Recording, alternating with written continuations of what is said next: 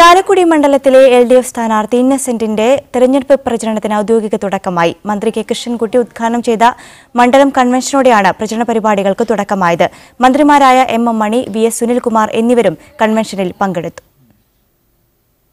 ലോക്സഭയിലേക്കുള്ള തന്റെ രണ്ടാം അംഗത്തിന് മുമ്പത്തേക്കാളേറെ ആത്മവിശ്വാസത്തോടെയാണ് ഇന്നസെന്റ് കച്ചമുറുക്കിയിരിക്കുന്നത്. അങ്കമാലിയിൽ നടന്ന ആദ്യ കൺവെൻഷനിൽ ഇടതുപക്ഷ മുന്നണി നേതാക്കൾക്ക് പുറമെ മന്ത്രിമാരുടെയും സാന്നിധ്യം ശ്രദ്ധേയമായി. മന്ത്രി കെ കൃഷ്ണൻകുട്ടിയാണ് കൺവെൻഷൻ ഉദ്ഘാടനം ചെയ്തത്.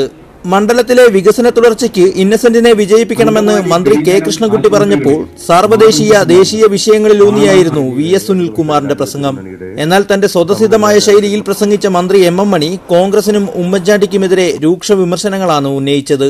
ഉമ്മൻചാണ്ടിയില്ല, KC വേണുഗോപാലിനില്ല, പലരുമില്ല, എന്താ രക്ഷയില്ലെന്ന് തോന്നിയിരിക്കുക. അതുകൊണ്ട് പോക്കാം.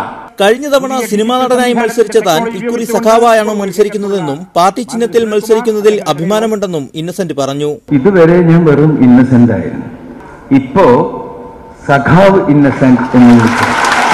കഴിഞ്ഞ പ്രാവശ്യം കൊടമായിരുന്നു, അന്ന് ഞാൻ അരിവാൾ ചുറ്റിക നക്ഷത്രത്തെ നോക്കി വിലപിക്കുകയായിരുന്നു. MLA-മാരായ BD Devasy, VR Anilkumar, Tyson master തുടങ്ങിയവർക്ക് പുറമെ NCP സംസ്ഥാന അധ്യക്ഷൻ പീതാംബരൻ മാസ്റ്റർ, ജനാധിപത്യ കേരള കോൺഗ്രസ് ചെയർമാൻ ഫ്രാൻസിസ് ജോർജ് തുടങ്ങിയവരും കൺവെൻഷനിൽ പങ്കെടുത്തു. കെ ഷബീറിനൊപ്പം ലെവിൻ കെ വിജയൻ, മീഡിയ 1 കൊച്ചി.